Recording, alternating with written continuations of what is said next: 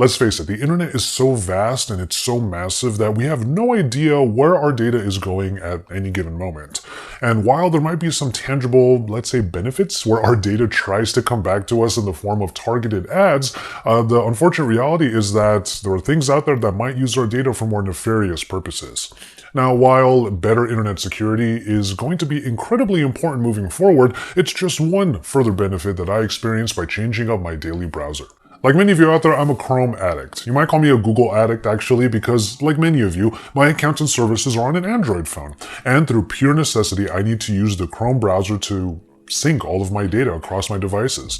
It is also a matter of convenience. When setting up a new computer, logging into my Google account just means that my bookmarks, history, favorites, and extensions are all automatically installed without me having to do much work.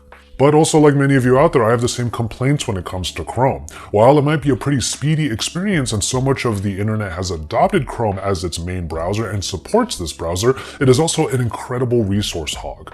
There are times when I'm multitasking, perhaps to a degree that is kind of unnatural for most users, where I'm actually playing a game on one screen and then I have a YouTube video playing on the other, or I might just pop back and forth between that and productivity workflows.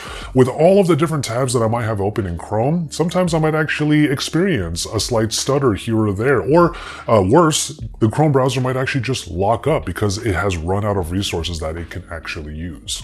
Now, while I have tried to change up my browser in the past, I always run into at least one part of the internet that demands integration with Chrome. Enter the Brave browser. And after using it for the past week, I'm installing it on my daily drivers and making it my default everywhere. You might notice that it looks kind of familiar, and that is no accident. After all, this browser is one of many based on Chromium, the open source browser project based on Chrome. So, Brave has the skeleton of Chrome, but a new set of armor complete with shields to protect users from the seedier whims of the internet. Everything that has kept me originally on the Chrome browser remains, including the cast button, but I can also install pretty much any extension that I used to have on Chrome. Also, when installing Brave browser, all of the bookmarks and browser history and settings from the previous default browser is also synced. But speaking of those extensions, this is where Brave's main feature comes in, the shields.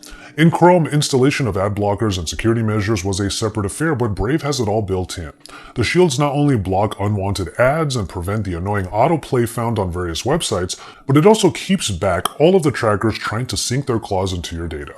It wasn't until I used the Brave browser on the daily for like the last week that I realized how many attempts were being made on my data on the daily. I've been able to surf the web the same as I always have, and according to the browser, it still blocked tens of thousands of ads and hundreds of trackers. Apropos of me to have my little avatar in the corner be a ninja.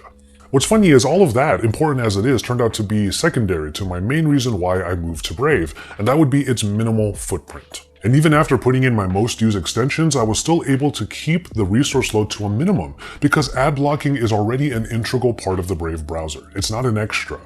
And the result has been a browsing experience that doesn't bog down my system the way that Chrome has in the past. For a lot of people and a lot of you watching, this might be one reason already to give this a try. And the Brave browser is actually cross-platform. You can install it on iOS and Android devices, and I'm certainly going to make it a permanent part of my new device setup. Now, I gave this one a little bit of thought because while browsers are a thing in the Google Play Store, for example, it's not as if we use it as much as we do on desktops. However, there are times when you're in one of the many applications you'll have installed on your phones that it wants to open up a browser, and it's during that little handoff between the app and the browser that I want to make sure those shields are definitely up.